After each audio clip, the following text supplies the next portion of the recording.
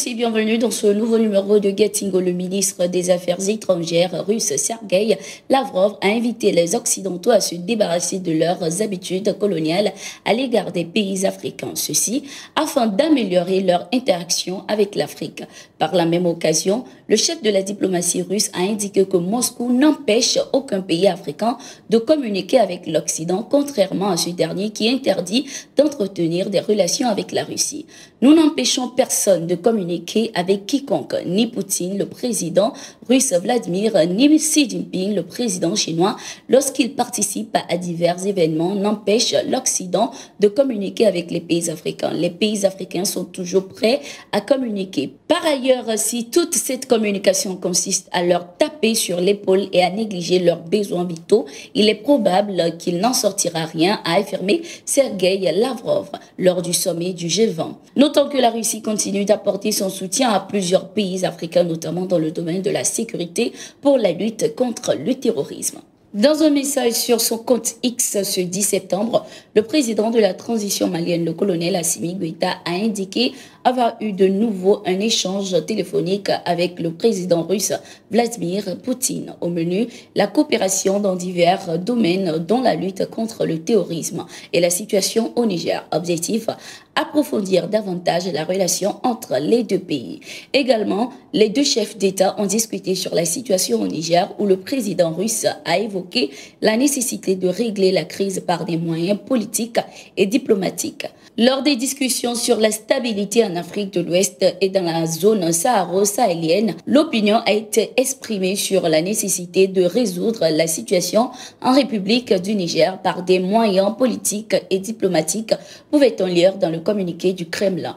La situation au Niger, notamment la menace d'intervention militaire de la CEDEAO, avait déjà été au cœur des échanges entre le président de la transition malienne, le colonel Assimi Goïta, et son homologue russe Vladimir Poutine, le 15 août 2023. Le ministre des Affaires étrangères du Mali, Abdoulaye Diop, et le ministre de l'administration territoriale et de la décentralisation et porte-parole du gouvernement, Abdoulaye Maïga, ont rencontré le président de la transition du Burkina Faso, le capitaine Ibrahim Traoré, ce 11 septembre 2023. Cette délégation est porteuse d'un message du président Assimi Goïta à son homologue du Burkina Faso.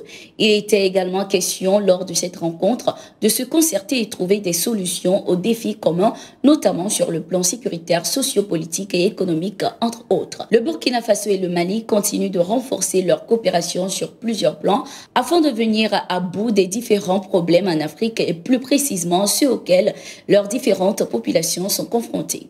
Fin du suspense, le parti au pouvoir Benno Bokk Yakaar vient de choisir l'actuel Premier ministre Amadou Ba comme candidat pour les élections présidentielles de février 2024. Nous avons retenu M. Amadou Ba, actuel Premier ministre, comme candidat de Benno Bokk Yakaar et de la grande majorité présidentielle, a déclaré Moustapha Niasse aux représentants du président Macky Sall dans un communiqué télévisé. Soulignons que l'actuel Premier ministre sénégalais Amadou Ba fut ministre des Affaires étrangères et ministre de l'économie et des finances sous Macky Sall. Après une longue période de silence, la radio Méga est de retour ce 11 septembre 2023. Dans un communiqué, le gouvernement burkinabé a annoncé la levée de la suspension de diffusion des programmes de la radio Omega. Cette mesure est le résultat de la plaidoirie de l'Observatoire burkinabé des médias en faveur de Radio Omega, qui indique que l'équipe de la radio a tiré des leçons de cette sanction. La radio privée Omega a été accusée d'avoir diffusé un entretien comportant des propos injurieux à l'encontre des nouvelles autorités nigériennes. Merci d'être resté avec nous. Nous voilà arrivés à la fin de ce numéro de Gettingo. Nous sommes en continu sur nos différentes plateformes et sur notre site d'information, le www.tourafrica.com.